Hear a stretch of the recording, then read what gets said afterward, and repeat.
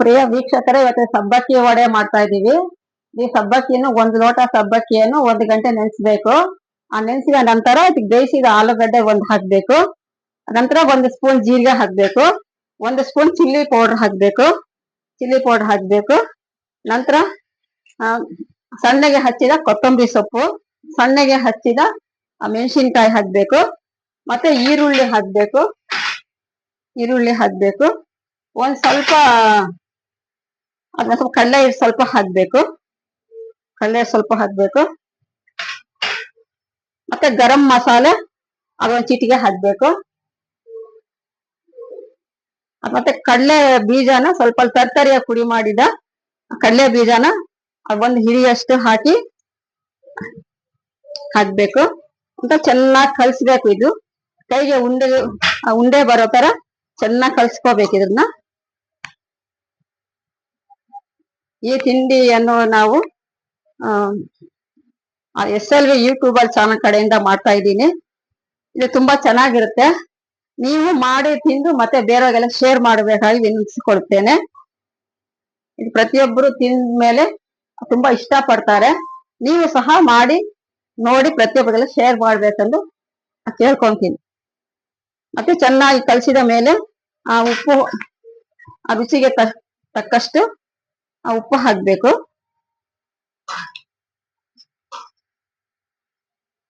ಉಪ್ಪು ಹಾಕಿ ಚೆನ್ನಾಗಿ ಮಟಾಶ್ ಮಾಡ್ಬೇಕು. ಉಂಡೆ ಬರೋ ತನಕ ಚೆನ್ನಾಗಿ ಕಲ್ಸ್ಕೋಬೇಕು. ಇದನ್ನ ಇದಕ್ಕೆ ಬೇಕಾಗುವ ಸಾಮಾನು ಮತ್ತೆ ಹೇಳ್ತೇನೆ. 1 ಲೋಟ ಸಬ್ಬಕ್ಕಿ, ಸ್ವಲ್ಪ ಜೀರಿಗೆ, ಸ್ವಲ್ಪ ಉಪ್ಪು, ಮತ್ತೆ ಗರಂ ಮಸಾಲ ಪೌಡ್ರು, ಮತ್ತೆ ಚಿಲ್ಲಿ ಪೌಡ್ರು, ಆಮೇಲೆ ಸ್ವಲ್ಪ ಕಡಲೆ ಹಿಟ್ಟು, ಮತ್ತೆ ಈರುಳ್ಳಿ, ಮೆಣಸಿನ್ಕಾಯಿ, ಕೊತ್ತಂಬರಿ ಸೊಪ್ಪು ಇಷ್ಟು ಹಾಕ್ಬೇಕು. ಇದಕ್ಕೆ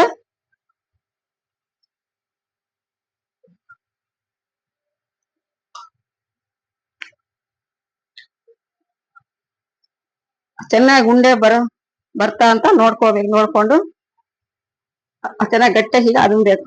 ಆಮೇಲೆ ವಡೆ ತರ ಆಗುತ್ತೆ. ಇನ್ನ ಎಣ್ಣೆಯಲ್ಲಿ ವಡೆ ಮುಳುಗುವಷ್ಟು ಎಣ್ಣೆ ಹಾಕ್ಬೇಕು. ಎಣ್ಣೆ ಹಾಕಿ ಕಾಯಿಸಿ ಸೇರಿಸ್ಬೇಕು. ಎಣ್ಣೆ ಹಾಕೋಣ.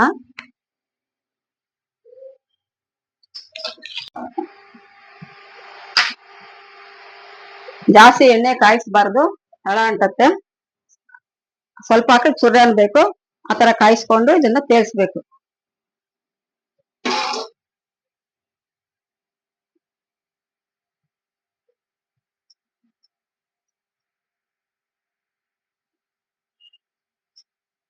ಹೀಗೆ ಚೆನ್ನಾಗಿ ಉಂಡೆ ಮಾಡ್ಕೊಂಡು ಗಟ್ಟಿಯಾಗಿ ಪ್ರೆಸ್ ಮಾಡ್ಬೇಕು. ಕಡಲೆ ಹಿಟ್ಟು ಮತ್ತೆ ಆಲೂಗಡ್ಡೆ ಹಾಕೋ ಉದ್ದೇಶ ಏನಂದ್ರೆ ಅದೇ ಉಂಡೆಗೆ ಚೆನ್ನಾಗಿ ಬರುತ್ತೆ, ಮತ್ತೆ ಗಟ್ಟಿಯಾಗಿ ಪ್ರೆಸ್ ಮಾಡಕ್ ಅನುಕೂಲ ಆಗುತ್ತೆ ಅಂತ ಇದನ್ನ ಹಾಕ್ತೀವಿ.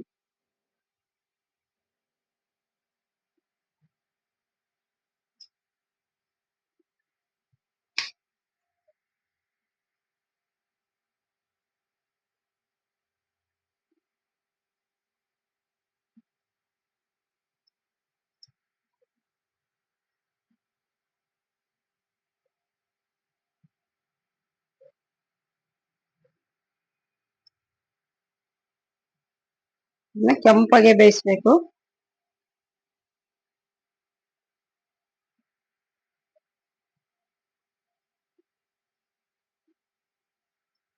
ಎಣ್ಣೆ ಕಾಯಿ ಅಂತ ನೋಡೋಣ.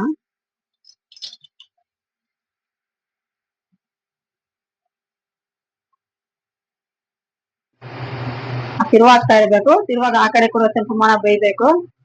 ಕೆಂಪು ಬೆಂದ ಮೇಲೆ ತೆಕ್ಕೊಂಡು ಕಾಫಿ ಜೊತೆಯಲ್ಲಿ ತಿಂದ್ರೆ ತುಂಬಾ ಚೆನ್ನಾಗಿರುತ್ತೆ, ಆರೋಗ್ಯವಾಗಿರುತ್ತದೆ. ಎಣ್ಣೆ ಸಹ ಜಾಸ್ತಿ ಕುಡಿಯಲ್ಲ. ನೀವು ಮಾಡಿ ನೋಡಿ ಶೇರ್ ಮಾಡ್ಬೇಕಾಗಿ ಅನಿಸ್ತೇನೆ.